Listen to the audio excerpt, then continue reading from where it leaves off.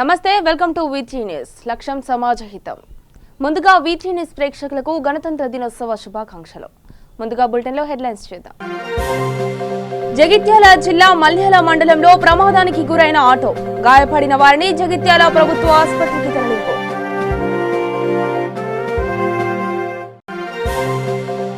ఖైరతాబాద్ లో ఘనంగా విశిష్ట శనిశ్చరాలయ తృతీయ వార్షికోత్సవ మహోత్సవం పాల్గొన్న హంపి పీఠాధిపతి శ్రీ శ్రీ శ్రీ విద్యారణ్య భారతి స్వామి అనంతపురం జిల్లా గుత్తి రైల్వే స్టేషన్ సమీపంలో ఢీకొన్న 2 రైలు ఇంజన్లు గాయపడ్డ 2 కార్మికులు ఆసుపత్రికి తరలింపు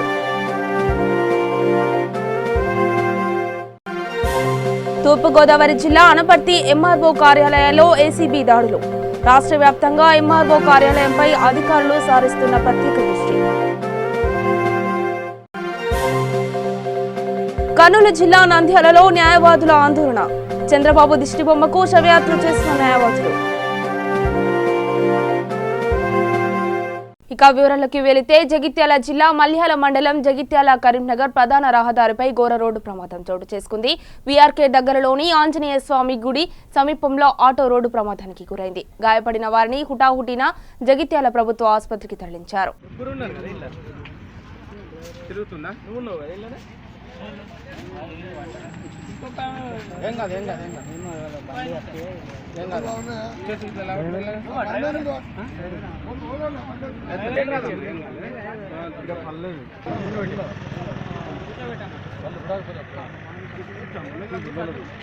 హైదరాబాద్ ఖైరతాబాద్ మింట్ కాంపౌండ్ లోని శ్రీ శ్రీ విశిష్ట శనిశ్చరాలయ తృతీయ వార్షికోత్సవ మహోత్సవం అంగరంగ వైభవంగా జరిగింది. హంపి పీఠాధిపతి శ్రీ శ్రీ శ్రీ విద్యారణ్య భారతి స్వామి ఈ మహోత్సవంలో పాల్గొని శని భగవాన్కి ప్రత్యేక పూజలు నిర్వహించారు.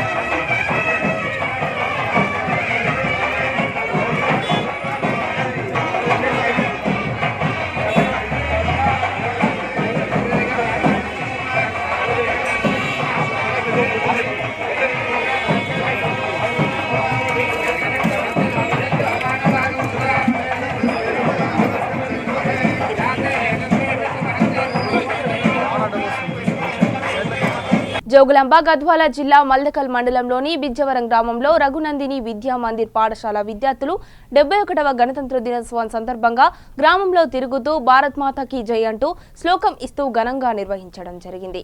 ఈ కార్యక్రమంలో కరెస్పాండెంట్ ఆర్ రవీందర్ రెడ్డి, శిరీష, మంజుల, అనిత ఉపాధ్యాయులు పాల్గొన్నారు.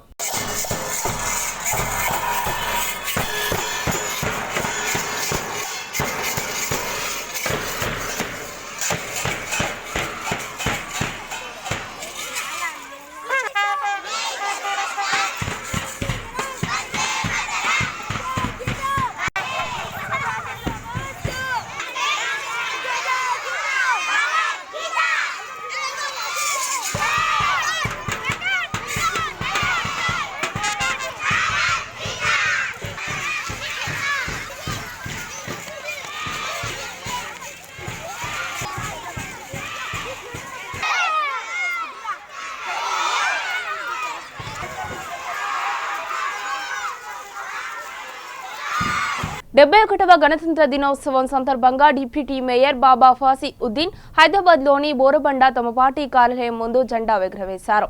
అనంతరం డిప్యూటీ మేయర్ మాట్లాడుతూ అందరికీ గణతంత్ర దినోత్సవ శుభాకాంక్షలు తెలియజేశారు. ఈ కార్యక్రమంలో డివిజన్ అధ్యక్షులు కృష్ణమోహన్, సిహెచ్ కవిత, సుకన్య, ఇమ్రాన్ తదితర నాయకులు పాల్గొన్నారు.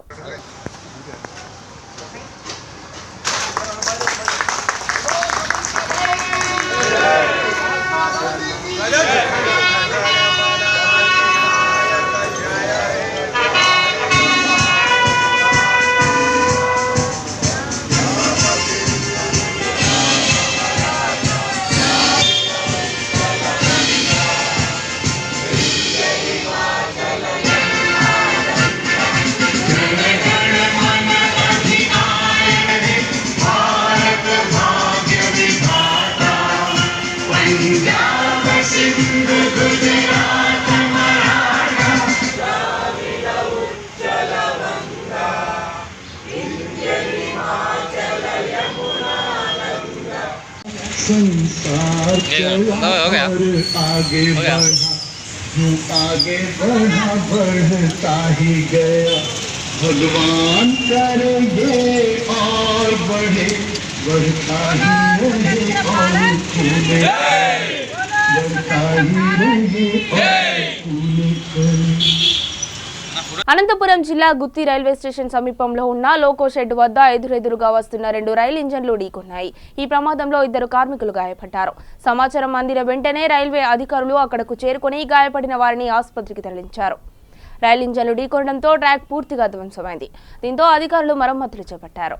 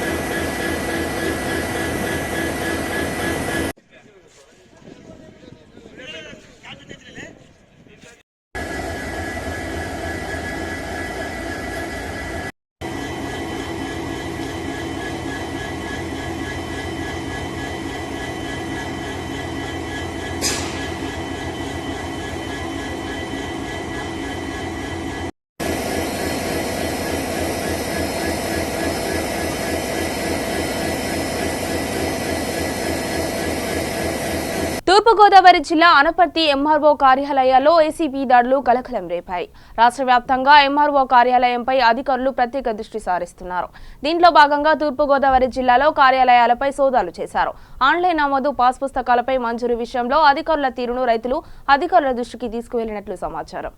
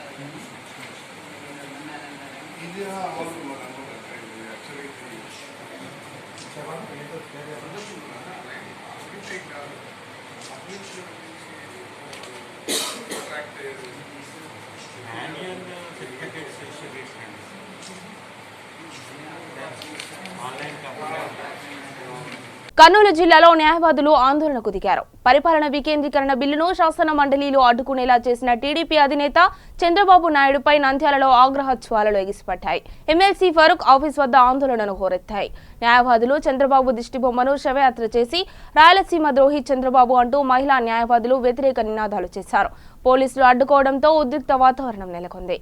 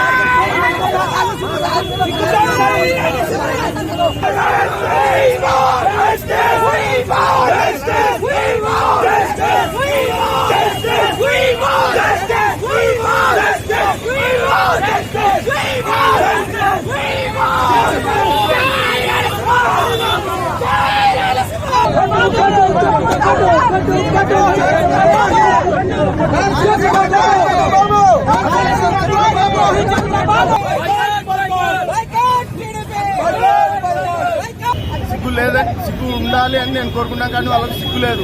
కర్నూలుకి జ్యుడిషియల్ క్యాపిటల్గా కర్నూలు ఎంచుకోబడితే ఎన్నో లాభాలు విద్యార్థులకు కానీ ఇక్కడి లాయర్లకు కానీ ఎంతో ఉపయోగకరంగా ఉంటుంది. కానీ దీనికి అడ్డుపడి ఎంతో అన్యాయం చేశాడు. ఎందుకంటే ఇప్పుడు కర్నూలుకి జ్యుడిషియల్ క్యాపిటల్ ఏం అవసరం అబ్బా అంటే ఇక్కడ ఒక లాయర్ వచ్చేసి మామూలుగా ఒక లాయర్ లాగే ఉంటున్నాడు. కానీ ఇక్కడ జ్యుడిషియల్ క్యాపిటల్ అనేది వస్తే ఖచ్చితంగా కర్నూలు జిల్లాలో ఎన్నో కాలేజీలు, లా కాలేజీలు కానీ ఇంకా ఎన్నో వస్తాయి. దానివల్ల ఒక లాయరు ఒక డాక్టర్ లాగానో ఒక ఇంజనీర్ లాగానో కీర్తించబడతాడు. ఖచ్చితంగా ప్రొఫెషనల్ కోర్స్ అనేది చాలా ఇంపార్టెంట్. అది ఖచ్చితంగా దీని ద్వారానే జ్యుడిషియల్ క్యాపిటల్ రావడం ద్వారానే వస్తుంది. కేవలం 4 జిల్లా మిషన్లే కాదు, ఎన్నో కొన్ని వందల కాలేజీలు రాయలసీమ ప్రాంతాలకి లా కాలేజీలు వస్తాయి. దానివల్ల ఎంప్లాయ్మెంట్ అనేది చాలా పెరుగుతుంది. దీనికోసం మనము జ్యుడిషియల్ క్యాపిటల్ గా మేము రాయలసీమ ఖచ్చితంగా కర్నూలు. విశాఖ శ్రీ సంపత్ వినాయక ఆలయంలో మహాకుంభాభిషేకం వైభవంగా జరిగింది. వేద మంత్రాలు ఘోషిస్తున్న వేళ తమిళనాడుకి చెందిన వేద పండితుల సమక్షంలో 12 రోజుల పాటు ఈ మహాకుంభాభిషేకం జరుగుతుంది. ఈ కార్యక్రమానికి హాజరైన మాజీ మంత్రి టీడీపీ ఎమ్మెల్యే గంటా శ్రీనివాసరావు ముందుగా వినాయకుడిని దర్శించుకుని ప్రత్యేక పూజలు చేశారు. అనంతరం మహాకుంభాభిషేకంలో పాల్గొని తరించారు. స్వామివారి ఆశీస్సులు ప్రజలపై ఉండాలని ఆకాంక్షించారు.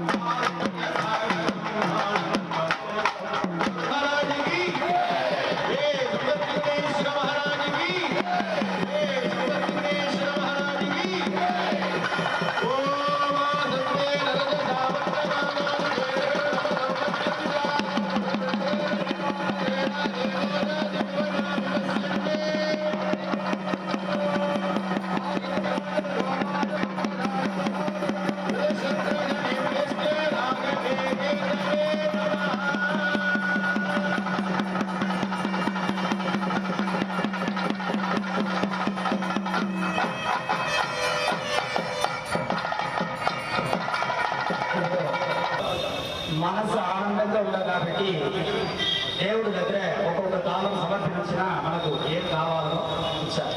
దాని గురించి ఒక్కొక్క ఆనందం.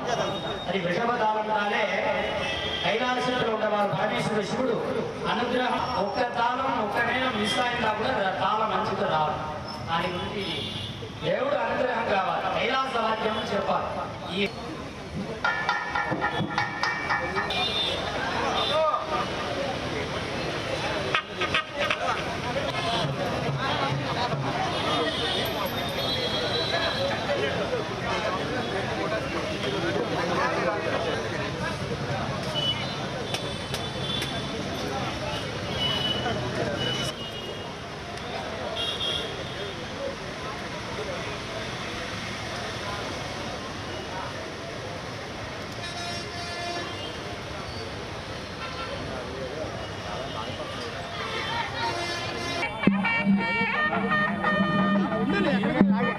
ఉండదు సౌండ్ మనం చెప్పేది దర్శనానికి వచ్చారని చెప్పాడు. ఈరోజు మన విశాఖపట్నం అంటేనే గుర్తొచ్చే సంపత్ వినాయక స్వామి కుంభాభిషేకం 12 రోజుల పాటు తమిళనాడులోని కుంభకోణం నుంచి వేద పండితులు అలాగే ఎంతోమంది పెద్దల సమక్షంలో ఈ కుంభాభిషేకం చాలా ఘనంగా ఇందులో పాల్గొని ఆ స్వామివారి ఆశీస్సులు తీసుకోవడం చాలా సంతోషం తెలియజేస్తుంది. ఆ స్వామివారి ఆశీస్సులు అందరిపైన ఉండాలని కూడా మనస్ఫూర్తిగా కోరుకుంటాం. శాసనసభ్యులు ఉన్నారు, ఏంటి పరిణామాలు ఎలా ఉన్నాయి, ఏమనుకోవచ్చు? రాజకీయాలకు సంబంధించి పరిణామాలు ఎన్ని ఇక్కడ ఏదో పవిత్రమైన కార్యక్రమం వచ్చాయి, ఇక్కడ మాట్లాడుకుంటున్నాం సపరేట్గా వేరేగా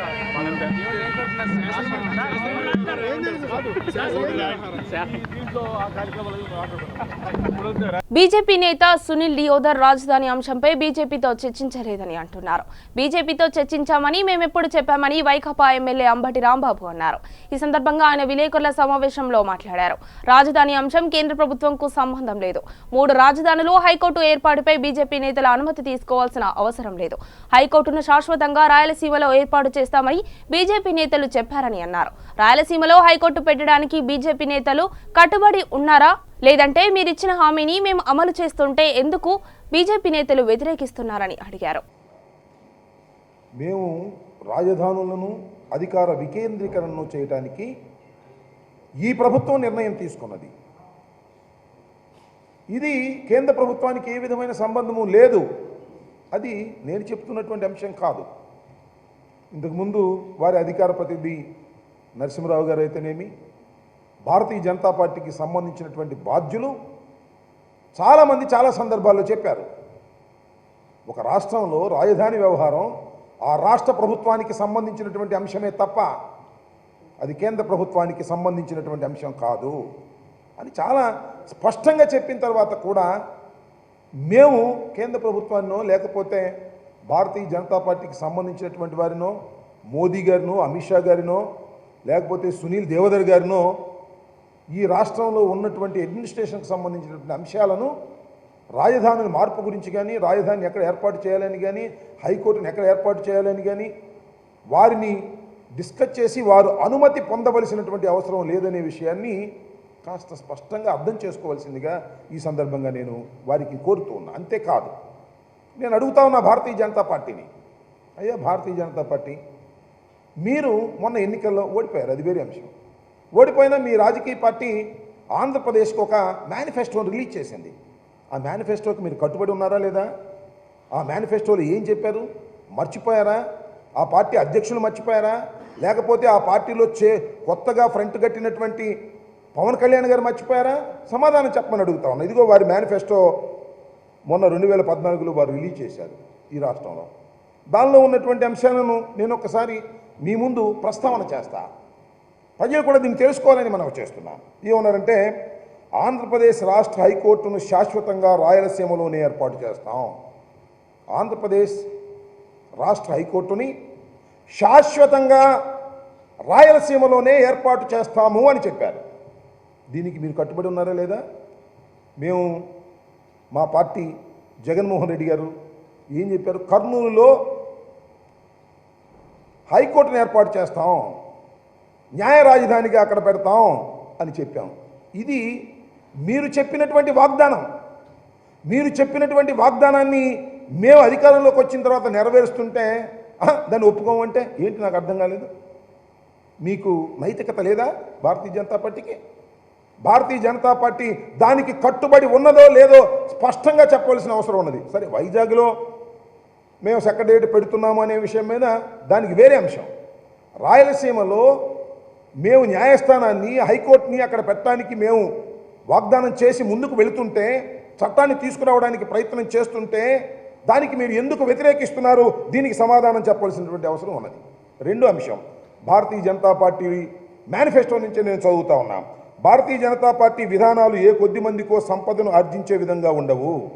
అభివృద్ధి ఫలాలు అన్ని ప్రాంతాలు, అన్ని వర్గాలు సమానంగా పొందేలా ప్రణాళికలు రూపొందిస్తాం. అంటే వికేంద్రీకరణకు మేము అనుకూలంగా ఉన్నామనేటువంటి శబ్దాన్ని వారు అక్కడ వినిపించారు. మేము కూడా ఇవాళ అధికార వికేంద్రీకరణ వైపు మేము వెళుతున్నాం. అంతేకాదు కొన్ని అంశాలను కూడా చదివి వినిపించాలి. అమరావతి అభివృద్ధి కోసం అమరావతి రాజధానిగా అన్ని హంగులతో తీర్చిదిద్ది అభివృద్ధి పరుస్తాం, మంచిది, అదొక అంశం. రాష్ట్రం మొత్తంలో ఉన్న ప్రధాన పట్టణాలను అన్నింటినీ పూర్తి స్థాయిలో అభివృద్ధి చెందడానికి కృషి చేస్తాం, మంచిదే. అమరావతి నిర్మాణం ఒక రియల్ ఎస్టేట్ వ్యాపారంలాగా సాగుతున్నది, మేము చెప్పిన విషయమే. అమరావతి నిర్మాణం ఒక రియల్ ఎస్టేట్ వ్యాపారంలా సాగుతున్నది. 3 పంటలు పండే విలువైన భూములను మోసం చేసి తెలుగుదేశం ప్రభుత్వం తీసుకున్నది. మేము చెప్తున్నది మోసం చేసి తీసుకున్నది. భాజపా అధికారంలోకి రాగానే అభ్యర్థించిన వారి భూములు తిరిగి ఇచ్చేస్తాం. సరే, వాళ్ళు రాలేదు, ఎవరైతే అభ్యర్థించారో వారి భూములు మేము తిరిగిస్తాం. అమరావతిలో దళితులకు జరిగిన అన్యాయాన్ని సరిదిద్ది వారికి న్యాయం చేస్తాం. ఇవన్నీ కూడా భారతీయ జనతా పార్టీ మేనిఫెస్టో నుంచి నేను చదువుతున్నాను, గుర్తుపెట్టుకోవాలి ప్రజలందరూ కూడా. భారతీయ జనతా పార్టీ కూడా గుర్తుపెట్టుకోవాలి. మేము ఆల్మోస్ట్ ఆల్ మీ మేనిఫెస్టోలో ఏమైతే ఉన్నాయో వాటిని మేము వాళ్ళు అమలు చేసేటటువంటి కార్యక్రమం చేస్తున్నాం. దివంగత టీడీపీ నేత మాజీ మంత్రి పరిటాల రవీంద్ర 15వ వర్ధంతి వేడుకలు అనంతపురం జిల్లా వెంకటాపురంలో ఘనంగా జరిగాయి. పరిటాల రవి సతీమణి సునీత కుటుంబ సభ్యులు పరిటాల ఘాట్ వద్ద నివాళులర్పించారు. రాష్ట్రంలోని వివిధ ప్రాంతాల నుంచి వచ్చిన పరిటాల అభిమానులు రవి ఘాట్ వద్ద పూలమాలతో ఘనంగా నివాళులర్పించారు.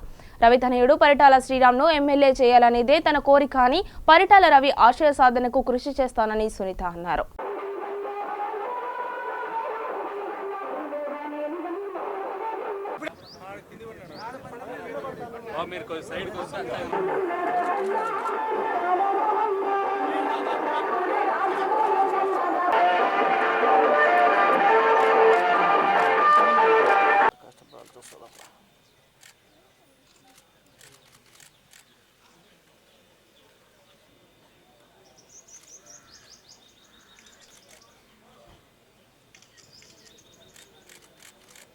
जोहार परिटाल रवींद्र गार के, जोहार परिटाल रवींद्र गार के, जोहार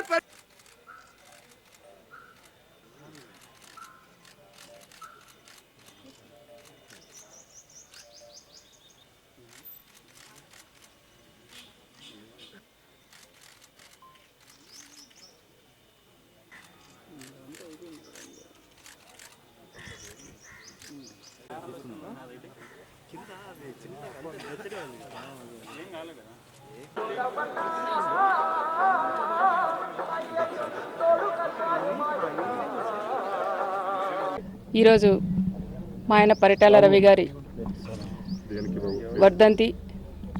దాదాపు మనకందరికీ కుటుంబ సభ్యులకైతే పరిటాల అభిమానులకి తెలుగుదేశం కుటుంబ సభ్యులందరికీ కూడా దూరమై 15 సంవత్సరాలు పూర్తయి ఈరోజు 16వ సంవత్సరంలోకి పడుతోంది.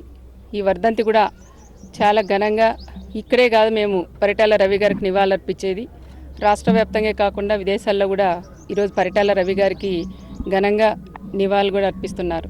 అంటే 15 సంవత్సరాలైనా ఇంకా ఉన్నట్లే వాళ్ళు భావించి వాళ్ళ గుండెల్లో చిరస్థాయిగా పరిటాల రవి గారు ఉన్నారు. కాబట్టి ఎక్కడ చూసినా ఎక్కడ వాళ్ళు అక్కడ ఈరోజు చాలా ఘనంగా కూడా ఆయనకి నివాళులు అర్పిస్తున్నారు. వాళ్ళకి ఎప్పుడు మేము మా కుటుంబం రుణపడి ఉంటామని కూడా మేము తెలియజేస్తున్నాం. వర్ధంతి రోజు మా ఆయనకి దండం పెట్టుకొని ఒకటే ఆయన ఏవైనా అనుకున్నాడో ఆ కోరికలన్నీ కూడా నేను నెరవేర్చాను. నేను ఏదైనా నెరవేర్చుకుంటూనే వచ్చినాం, కానీ ఒక్కటి మాత్రం నేను నెరవేర్చలేకపోయినాం. నా కొడుకుని నెక్స్ట్ వర్ధంతికి ఎమ్మెల్యేగా ఇక్కడ తీసుకొస్తానని చెప్పిన మాట అది నిలబెట్టుకోలేకపోయినాను అనేది అది ఒక బాధ అయితే చాలా నాకు కూడా ఉంది. కానీ తప్పకుండా ఈరోజు వర్ధంతి సందర్భంగా ఇక్కడే మళ్ళా చెప్తున్నాం, మా బాబు శ్రీరామ్ని పరిటాల రవి గారు ముద్దల కొడుకుని ఎమ్మెల్యే చేసేంత వరకు నా పోరాటం కూడా ఆగదని. నిత్యం వందలాది మంది పూజలు అందుకునే దేవుళ్ల విగ్రహాలని గత అర్ధరాత్రి గుర్తు తెలియని దుండగులు ధ్వంసం చేశారు. దీంతో ప్రశాంతంగా ఉన్న పిఠాపురంలో ఒక్కసారిగా అలజడి నెలకొంది. తూర్పుగోదావరి జిల్లా పిఠాపురం ఆర్టీసీ కాంప్లెక్స్ నుండి కోర్టు వరకు ఉన్న పలు ఆలయాల ఆవరణలో ఉన్న పలు విగ్రహాలను గుర్తు తెలియని దుండగులు ధ్వంసం చేశారు. దీంతో భక్తులు ఆగ్రహం వ్యక్తం చేశారు. పిఠాపురం సీఐ సూర్య అప్పారావు పోలీస్ ఉన్నతాధికారులకు సమాచారం అందించారు. దీంతో క్లూస్ టీంతో సహా రంగంలోకి దిగిన పోలీసులు సంఘటన ప్రాంతాలకు చేరుకొని ఆధారాలు, వేలిముద్రలు సేకరించి దర్యాప్తు చేపట్టారు.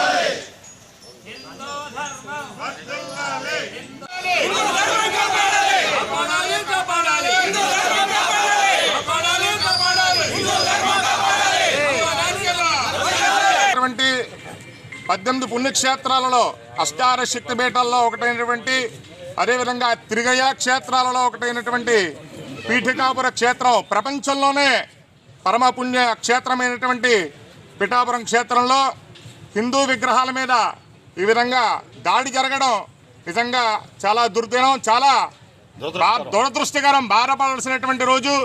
హిందూ ధర్మానికి మన ఆంధ్ర రాష్ట్రంలో ఎక్కడా కూడా అసలు ఏ విధమైనటువంటి రక్షణ లేకుండా పోతుందని చెప్పడానికి ఇది చాలా నిదర్శనమైనటువంటిది. ఒక ప్రాంతం నుంచి వేరే ప్రాంతం వరకు లైన్గా ఏ విధమైనటువంటి దిశ మార్చకుండా లైన్గా ఉన్నటువంటి 20 విగ్రహాలని, హిందూ విగ్రహాలని ఈ విధంగా ధ్వంసం చేయడం చాలా దురదృష్టకరం. ఈ విధమైనటువంటి దుశ్చర్యకు పాల్పడుతున్నటువంటి ఈ కఠినాత్మలందరినీ కూడా, అదేవిధంగా ఈ హిందూ ధర్మం మీద జరుగుతున్నటువంటి యొక్క దాడిని అందరూ కూడా హిందువుల యొక్క ఐక్యతతో, ఈ హిందూ ధర్మంతో, ఈ భారతదేశంలో హిందూ రాజ్యంలో హిందూ ధర్మానికి ఏ విధమైనటువంటి రక్షణ లేకుండా పోతున్నటువంటి ఈ రోజుల్లో హిందూ ధర్మాన్ని కాపాడాలని ఈ విధంగా హిందువులందరూ కూడా రోడ్డు ఎక్కడం జరిగింది. పట్నంలో బస్టాండ్ ఆవరణలో కనకదుర్గమ్మ గుడి దగ్గర నుంచి, అలాగే చర్చ్ సెంటర్లో ఉన్నటువంటి ఆంజనేయ స్వామి గుడి, తర్వాత ఉన్నటువంటి ఉమా సోమేశ్వర స్వామి గుడి, అదేవిధంగా సిఎంసి ఆనుకొని ఉన్నటువంటి కనకదుర్గమ్మ గుడి, నక్కుళ్ళమ్మ గుడి, అలాగే కోర్టు మన పిఠాపురం కోర్టు పక్కన ఉన్నటువంటి కనకదుర్గమ్మ అమ్మవారి గుడి, అదేవిధంగా మన దోళసద్ద ఎదురుగా ఉన్నటువంటి అమ్మవారి గుడి. ఈ గుళ్ళలో 6 బయట ఉన్నటువంటి విగ్రహాలని, సుమారు ఒక 8 విగ్రహాలని గుర్తు తెలియని దుండగులు గత రాత్రి విగ్రహ ప్రతిమల యొక్క ఆకారాల మీద దాడి చేసి వాళ్ళని ధ్వంసం చేయడం జరిగింది. దీని మీద బులెటిన్ ముగించే ముందు హెడ్లైన్స్ మరొకసారి చూద్దాం. జగిత్యాల జిల్లా మల్యాల మండలంలో ప్రమాదానికి గురైన ఆటో, గాయపడిన వారిని జగిత్యాల ప్రభుత్వ ఆసుపత్రికి తరలింపు.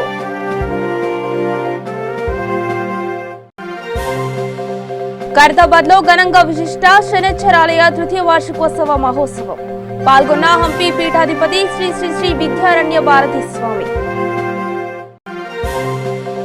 అనంతపురం జిల్లా గుత్తి రైల్వే స్టేషన్ సమీపంలో ఢీకొన్న 2 రైలు ఇంజన్లు, గాయపడ్డ 2 కార్మికులు ఆసుపత్రికి తరలింపు.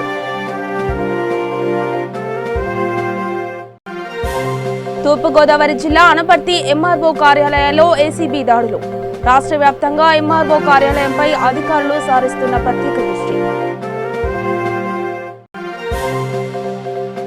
కర్నూలు జిల్లా నంద్యాలలో న్యాయవాదుల ఆందోళన, చంద్రబాబు దిష్టిబొమ్మకు శవయాత్ర చేసిన న్యాయవాదులు. ఇవి బులెటిన్ అప్డేట్స్. మరిన్ని అప్డేట్స్ కోసం చూస్తూనే ఉండండి VTN న్యూస్.